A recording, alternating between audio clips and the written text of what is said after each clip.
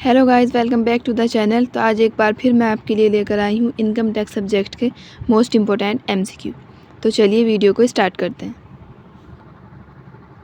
First question है हमारा, virtual digital assets VDA shall be taxable at the rate of option A 10%, option B 20%, option C 30%, option D 40%। तो इसका correct option है option C 30%।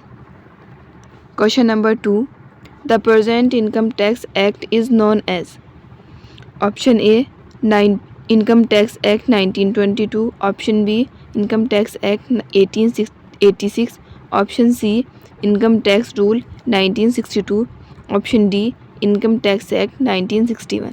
तो इसका correct option है option D income tax act 1961। जो present income tax act है वो है income tax act 1961। Question number 3,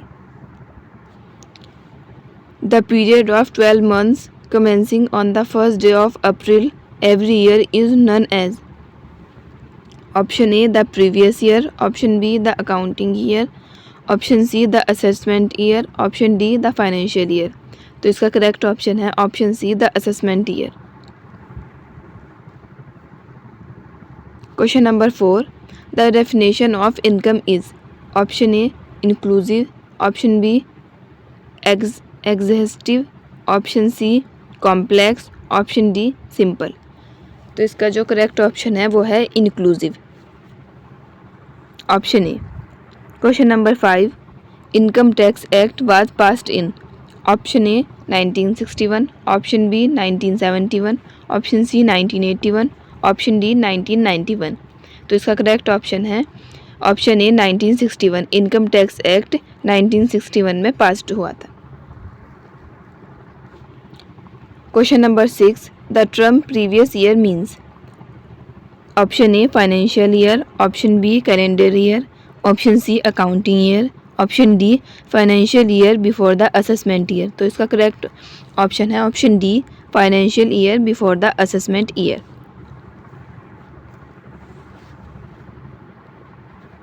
Question number 7.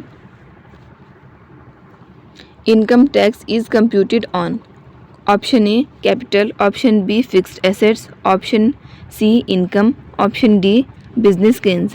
तो क्वेश्चन नंबर 7 का करेक्ट ऑप्शन है income. Question number 8.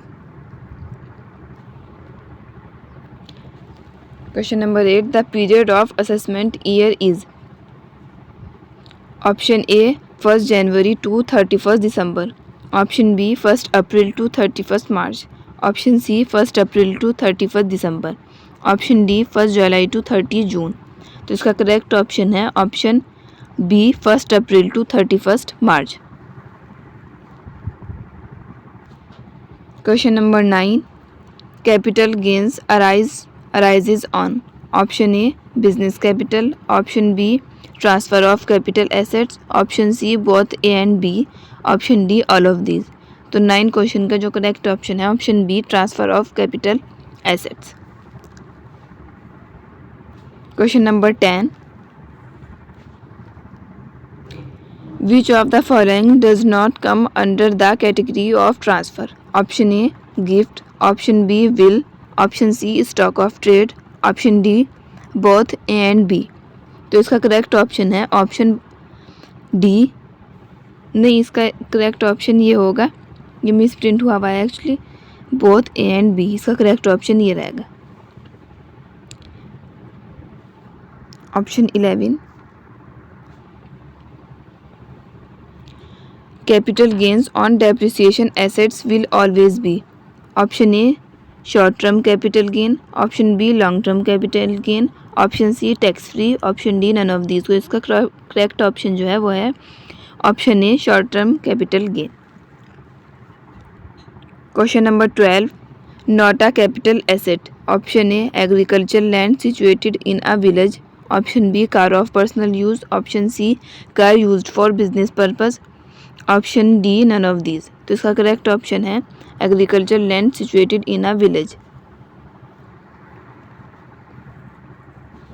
Question number 13. index benefit is dash in case of a VDA?